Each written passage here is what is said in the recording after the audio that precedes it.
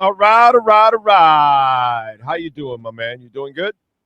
I'm doing great. I was just at 11 Miami last night covering the Panthers celebration with the Stanley Cup. So I'm on little sleep right now because I was out late at night into the wee hours of the morning checking that out. And then threw up a story and everything. You can check out all the video. It was a wild scene out there. Are you sure that's the only thing you threw up? Threw up. All right, all right. I can handle myself. All right, I'm not throwing up over this. All right, I'm born and raised in Miami. I'm just asking. You were at Club 11 last night. I mean, I was just I talking got about it under control. see how our lives have changed. Oh Back yeah. Back in the day, I might have been at Club 11 and then throwing up after. But now I end up talking about Brad Marchand, who goes to have a blizzard, but my stupid ass eats a hot dog from Dairy Queen and I'm throwing up all over the place. So that's why I ask. See, because I don't throw up because of alcohol anymore. I throw up because I'm stupid and I ate something that I shouldn't eat in a place that I shouldn't eat. Hey, I'm in the panhandle of Florida. I'm hungry. Let me eat at a Dairy Queen and let me get a hot dog. That was not a good idea on my part. Yeah. Well, I mean, I think you weren't out of the realm of reason there. I mean, I think you could have assumed you could get by with a hot dog. That must have been a bad one there that got to you. But you do. Well, yeah, when it comes to alcohol, you learn really fast. Like that first time, you're no longer up to it. Like I think coming back from COVID, when I wasn't going out anymore at all, and then it was like the first time you try to really like have a night where you go out drinking. Oh no, it catches up to you. Like you realize really quick you lost your tolerance for it. Yep. I'm with you there. No doubt about it, brother. All right. So Sam Bennett, I was just talking about this, and you can, go with me on this one. And again, this is never hindsight. Like I'll repeat it over and over again. I told them to trade X after the 10 interceptions. I told them, do not guarantee Tyreek the money. You got to get off the bandwagon when you're supposed to. Trade Jimmy right after that second trip to the finals. Go get 4 or 5 first rounders. You effed up and you screwed up. Trade Tyler Hero at the deadline. You didn't. Yeah, he stayed healthy, but now he got exposed because other teams say, oh, yeah, no, we just attacked Tyler. So now his value's down again. So, you got to know when to get off the gravy train. And for me, you got to get off that gravy train. Aaron Ekblad. Mm-hmm. You got to get off Ekblad. And Bennett, to me, the history for the Panthers is they don't lose their top players. They keep them all. We end up going, oh, they're going to keep Reinhardt, they're going to keep Verhaeghe, and they keep all of them, dude. Every single one of them, they end up re-signing. So I know Bennett's going to come back. So yesterday when he made that declaration, it was fun, but I wasn't really shocked. The decision is Marchand and Ekblad. And we got to stop with the where we get too attached to players. We have to learn at times. We have to part ways and do what's best. The injury to Kachuk this year, and he wasn't himself. To have Marchand there was an incredible insurance policy. And because of his injury history, I think you could get Marchand cheaper and you could get rid of Ekblad and find a defenseman that can do his job. Remember, Gustav Forsling makes like $1 million a year or 800,000 or whatever, and the numbers between him and Ekblad are pretty similar. So you cannot pay this guy any more $7 million and $6 million or whatever. I think you got to move away from Ekblad. That's my case. The ball's in your court. Hey, I hear you, and it's easy to grow attached to players, especially once they win a Stanley Cup or any title in any sport with your team. And with Ekblad, I mean, came up with the Panthers as now a decade plus with the franchise, so it's easy to grow attached. And maybe right now the Florida fan base is more attached to a Sam Bennett and a Brad Marchand.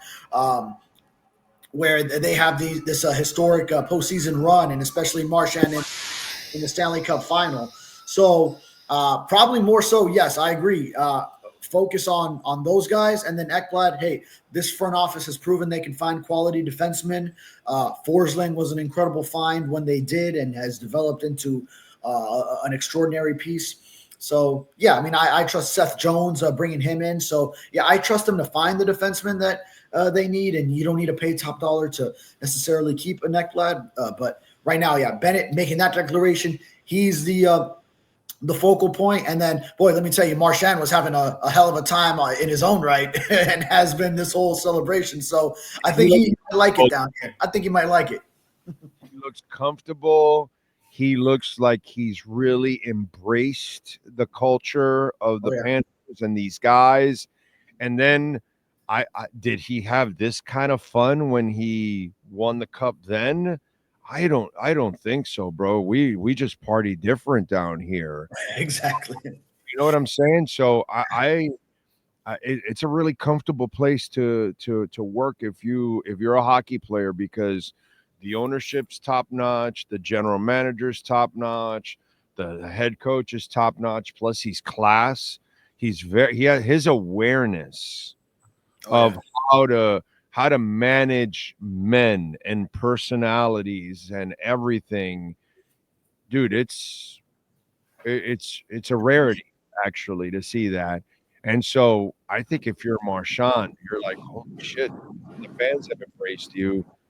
Why would you go anywhere at this point? And I think he'll take a little bit of a discount so he can help them create that culture here and continue it, actually. Yeah, I would say. I mean, he's 37. He's made a solid career earnings throughout his career. I mean, just keep riding it, baby. And you've seen the party, Brad Marchand. Just stick it out right here. It wasn't like that in Boston when you were in your 20s partying for that Stanley Cup. Now you're 37 and you're in this Miami party. And wherever he goes, he might make a little more money, but now he's got to move again and move his family and get situated again. And wherever he goes, there's no way he's going to have this. And he knows that if he busts his ass in the next 2 years, he's going to have a shot at doing this again once or twice. You know, he knows it.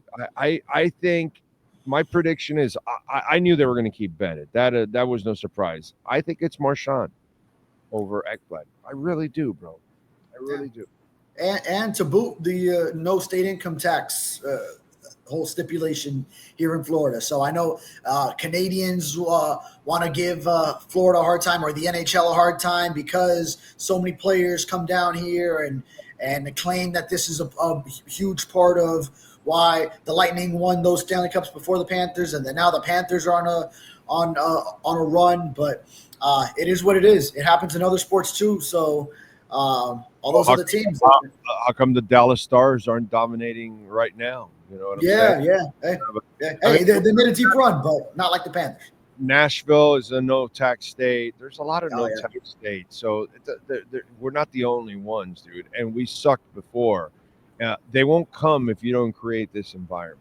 If you don't have the right owner, the right general manager, and the right coach, and a commitment to everything else, and that's what Viola and Seafood do, bro. They have just a crazy ass commitment to winning, and players see that, dude. That's why we didn't have this before. That was the problem. We didn't have this. And when the last time we had it, when we resembled it, it was Huizenga with Bobby Clark, and they got to the finals because you had a semblance of what you needed at the top in order to succeed. You had management that knew what the hell they were doing with Bill Torrey and Bobby Clark, and then you had obviously, in Huizenga, and you had good results. Huizenga, the poor man, couldn't succeed in football, but his baseball team won, his hockey team won, and he just couldn't get it done in football. But it wasn't from a lack of trying. You know what I mean? And I think now the Panthers have that. They have just great ownership, great leadership. Period. Yeah, And those runs, I mean, for franchises established, you mentioned the Marlins and the Panthers in 1993. Panthers, 96 are in the Stanley Cup final, historic run, year of the Rat. And then Marlins winning it all in 97 against the Indians. So some pretty immediate success for two expansion franchises in the 90s. And it shows, hey, there is a formula, right? Like for so many years, no one could have imagined the Panthers would get back to this or get to this because, getting back to the Stanley Cup final of 1996 is one thing.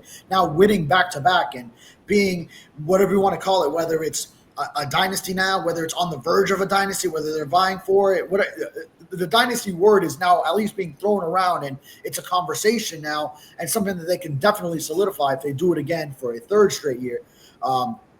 So it does.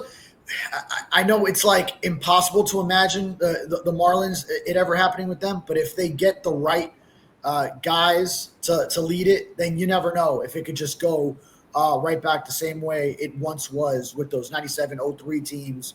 But it's very difficult to see that in the current state. So you would do the same thing I would. You'd let Ekblad go and try to keep Marchand, and Bennett's obviously staying.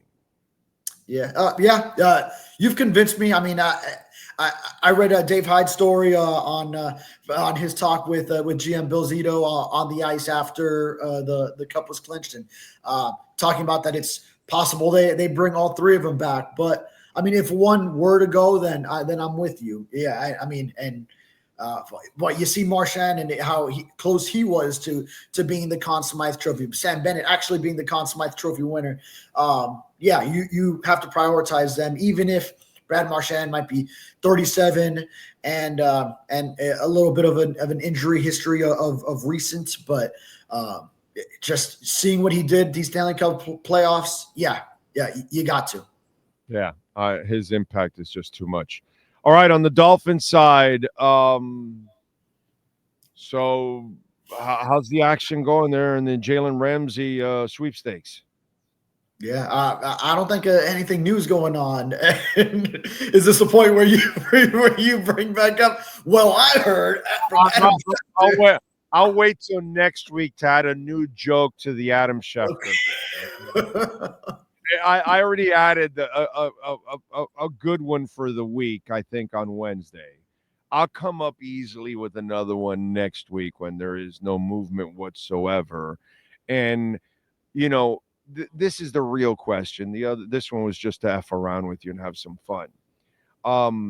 As this drags on, what is happening now, it is actually putting the Dolphins every day. It puts them in a worse position, and their leverage, they lose more. And in fact, they have no leverage now, but they're in a more uncomfortable position because you start getting closer to training camp, and the last thing you want is to have this guy be forced to come to camp or whatever, or maybe you do have to do this, but it's becoming uglier for you as time moves on, in other words.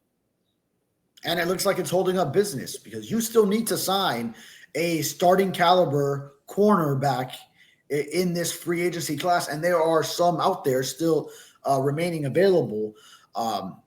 Whether it's waiting on the Dolphins, waiting for another domino to fall. I mean, these guys now have another month or so before training camp to make a decision, but these dominoes have to fall.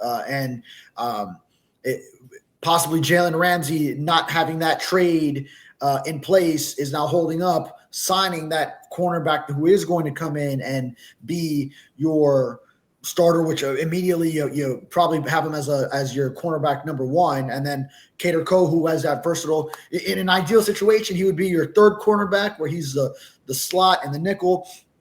But I mean, out of necessity, he's going to be your second, probably still playing mostly covering the slot. But and then you need either Cam Smith or Storm Duck to elevate themselves and be that other outside option, with the possibility this Kendall Sheffield that they signed, who does have some experience in the league but hasn't been a starter or a primary contributor for several years. He had a decent OTAs and minicamp portion of the offseason program, so you might need him to step up. Any of those other young guys between Ethan Bonner and Jason Maitre and Isaiah Johnson, you also have them vying for a spot. Artie Burns, of course, is a veteran, but at this stage, you're not counting on him to really provide that. But yeah, it's holding up business, and now we're getting to about a month away from camp, and still this lingers, and I'm almost to a point where I'm just like, I'm not following up on it all the time. Like, it's just like I've wasted 2 months just on edge over this, and just kind of like, all right, when it happens, but it's got to happen in the next month. Yeah. Oh, yeah. There's no choice. They're going to have to find a way to give them away. But the problem is, I think they're going to force them to eat a lot of that salary if they really want to unload it. And that's where that could limit them even more on what they can do. Yeah, absolutely. So I think that's where you kind of need to know where you stand financially so that you know what you can offer these corners, because as you trade them, you're taking part of that hit. Now, at least now, since it is post June 1, then that $9.9 million that you do obtain from trading him post June 1, that helps. But now either a chunk of that, maybe even all that, I don't know if I dare to say more than that, is going to go to eating up some of the salary for another team. So that'll be the key number once we do see whatever it does transpire. All right. Anything else going on? Yeah, I'm going to be out at the parade. Actually, we have a call pretty soon here. Sun Sentinel coverage plan. Figure out what everyone's doing, where everyone's going to cover the parade on Sunday for the Panthers. Are you guys going to carpool the bitch there, right? Like all of you in one car? Because if you all got to go find parking in that place, oh my God. I've already seen some emails about how difficult that'll be, so I'm dreading that part of it. This is where I just don't miss that part of the business, bro. This is where I just don't miss any of this. It's like the other day I was driving the car and I turned on QAM, and the guys, I think it was Jeremy and Channing, and I don't know why they had a Marlin player on or something. And I'm like, oh my God, they had to interview a Marlin player. I'm like, oh wow. They cover it all, baby. They cover it all. Yeah, no, but you can't pay me enough to interview a Marlin player, bro. You know what I mean? No, dude, you can't. That was obviously some kind of something there, but whatever. Come on, I'm sure Xavier Edwards is a great interview. South Florida kid. I remember covering him at North Broward Prep when I covered high school. Yeah, nice. I'm sure it's a nice kid and all that stuff, but nobody wants to hear from the Marlins. Nobody cares about the Marlins. It's just boring shit to talk about. And so, for me, that's the beauty. I get to do whatever the hell I want, whatever really is interesting. We'll talk about whatever is not, we're going to stay away from. And not that the parade's not interesting. It's interesting to watch on TV and relax, but to cover it, I commend you, bro, because, oh my God, I've covered my share of parades. But you know what? I got to say, that's harder than what I've covered, because covering it on Biscayne or on Flagler, like for ones or the Marlin ones, it wasn't like that. Like the Fort Lauderdale one, that one's going to be really tough where they have the parade at, bro. They're holding it in a tough spot of our town because it's just bridges and it's an island in order to access it all. Yeah. It's just oh God, dude, it's a nightmare, bro. It's a nightmare. When you go to downtown, it's not a nightmare because you can Metro Rail in, you can park in all kinds of different places. It's freaking downtown Miami. There's all kinds of parking all over the place, and then there's all kinds of veins to get the hell out of there. You're a Miami kid like I am. South, you go north, west, Flagler, and all kinds of ways. We don't care. We get right out of there quickly, But that's a challenge where you're going, bro. Because I've covered the air show. I remember for Radio Mambi? Oh, Radio Familiar. Familiar. Yeah, we were the Heat and the Kane station. Oh. Radio Acción 8:30 AM. So I had La Ensalada Deportiva, and I remember having to cover some of those that for them or for wins, covering some of those parades. But it was at the, the air show. Oh my God! Once it's like a Roach Motel. Once you get in, you can't get out until it's like really over because it's so Yeah. bad. Boy. Yeah, so all right, so I remember all right, the Heat parades were Biscayne Boulevard. And then I was younger when the Marlins won those, so I They didn't were have like in Dade geography. and Broward. They were both. They were in Dade and Broward, if I remember correctly. They might have even had a Palm Beach one, actually. Oh yeah, they did separate ones, right? Yeah, they This is did. the Marlins, you're saying? Yeah, the Marlins. The Canes were on Flagler, up and Flagler, down what part? by the courthouse. Okay. Yeah, I remember that. I remember celebrating with the Canes up and down Flagler, and then they would talk at the courthouse and stuff like that. I remember that. Yeah. Okay. Okay. I think the Marlins, the first Marlins parade was on in 97.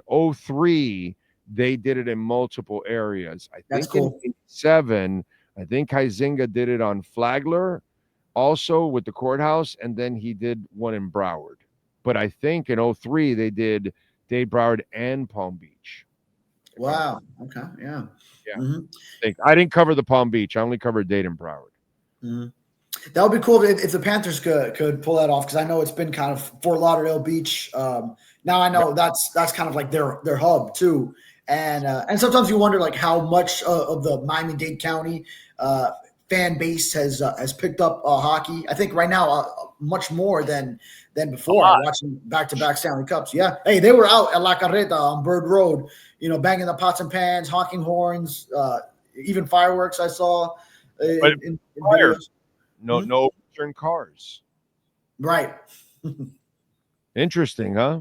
How we do. I'm just saying. Just saying how we know how to party. All our championships. There are no riots. We're not tearing people's neighborhoods down. We're not destroying property. We're not destroying businesses. We're not assaulting anybody. None of that goes on here. It's pretty amazing. Why is that? I was just going to say, because we know here that we can go let out our party energy going to places like 11 where the Panthers are having the time of their lives, and you don't need to go out on the street and channel that energy in that way. You just know where to party and how to handle yourself, party responsibly. I gave my theory. I think it's the Cuban vibe, bro. Yeah. So let me ask you something. When Cubans protest, do they tear up their neighborhoods? Do they overturn trucks? Do they overturn cars? Are they fighting with the police? Does any of that happen? Do we just go to Versailles and Coretta? Do we go to the tower, the Freedom Tower? Do we go to the Torch? And then we say our piece and we go home, right? That's kind of what it is, right? Pots and pans. By the way, that's where it originated. Celebratory. Mm-hmm. The pots and pans came from Cuban protests. Oh, okay. Okay? They came from Cuban protests. And then they were brought into championship celebrations. And so if you look at it, okay, the largest immigrant community in South Florida is probably Cuban since the 60s and on. So they've had a lot of influence here. And I know I'm Cuban, so I'm being a little biased on all of this, but I'm going to back my effing people up when I see them that they know how to protest better than pretty much everybody else in the goddamn country. Okay? And so, since Cubans dominate in South Florida, and that's a big vibe, and by the way, props to the Venezuelans. I saw them protest. I didn't see them fighting and creating havoc. So I'm just saying, our vibe, okay, Bro, we have coyote every year. There's probably a couple of arrests, but it's not riots or anything. And that's blocks and blocks and blocks of Hispanics just having some fun. That's Carnival. I'm just saying that Cuban, that Latin vibe kind of adds to our celebrations, and they resemble between the Heat and the Panthers party styles, very different. Very different. Maybe not. All right, I got a heart out here for a meeting. Oh, okay. But, All right. Sorry, but no, I hear you though. Right? It's interesting. Yeah. Mm-hmm. Interesting. All right, what do you got going to Sentinel since you got to go for the Sentinel? Yeah, covering the parade on Sunday, and then probably get back to some Dolphin stuff next week, and take some time off too. Got to take some time off. All right, get your ass to work. All right, sounds good. Have a good weekend, my brother. Much love. All right, there you go, David Furones, Welt and Rheaume, 954-966-4646. If you need anything, folks, I'm telling you, they help you in so many ways: bankruptcy, homeowner property damage, criminal defense, business owner claims, commercial litigation, personal injury. 954-966-4646. And by the way, we are in storm season. And if something, God forbid, I hope we don't get hit by any storms, but there's a chance. And even if we don't get hit by storms, we get hit by torrential downpours, and they could cause leaks and issues. Never call the insurance companies. You call Welt and Rheaume first. They have their own adjusters. 954-966-4646.